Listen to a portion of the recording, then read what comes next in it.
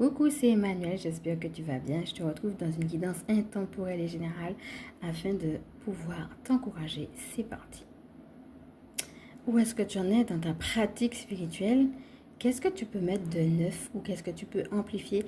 Qu'est-ce qui nourrit ton âme? Eh bien, par rapport à cela, on va t'inviter à passer à l'action et cela dès le matin.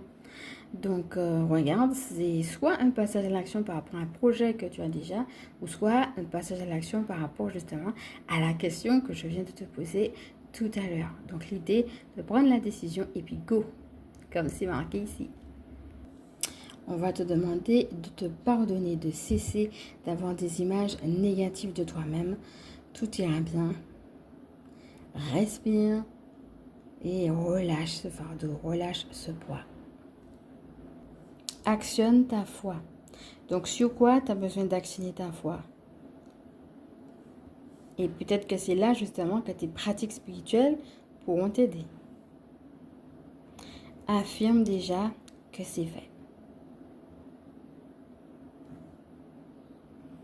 Alors, pour ceux et celles qui se sentent attristées, sachez que nous avons fait aussi une guidance consolation et n'hésitez pas à y aller. Alors, on y va pour 3 petits messages de fin. Ton cœur bat pour toi. Pose une main sur ta poitrine et écoute-le battre. Sans cette vibration d'amour se répandre dans tout ton corps. Reviens à cet instant privilégié appelé instant présent. Par une simple respiration, une main sur ton cœur ou une prise de conscience de tes pensées. Donc là déjà, on va t'inviter à te reconnecter à ton corps et à prendre conscience de tes pensées. Et enfin, on va t'inviter à t'accorder des moments de silence. Accorde-toi des moments de silence aujourd'hui. Amuse-toi à ralentir ton rythme et tes mouvements. Alors, où est-ce que tu en es dans ce ralentissement? Est-ce que tu arrives à ralentir ton rythme, à ralentir tes mouvements? Si tu as besoin d'encouragement, tu peux aussi méditer avec l'aigle. L'aigle qui nous aide à prendre notre envol et puis à avoir une vision d'ensemble, à regarder de manière ferme, mais vers un objectif précis. L'aigle est en effet aussi un animal qui vole haut, donc il nous aide à prendre de la hauteur par rapport à une situation, mais en même temps c'est aussi le symbole de l'élévation vibratoire.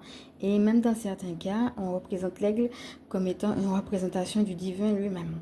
L'idée finalement que tu es toujours accompagné.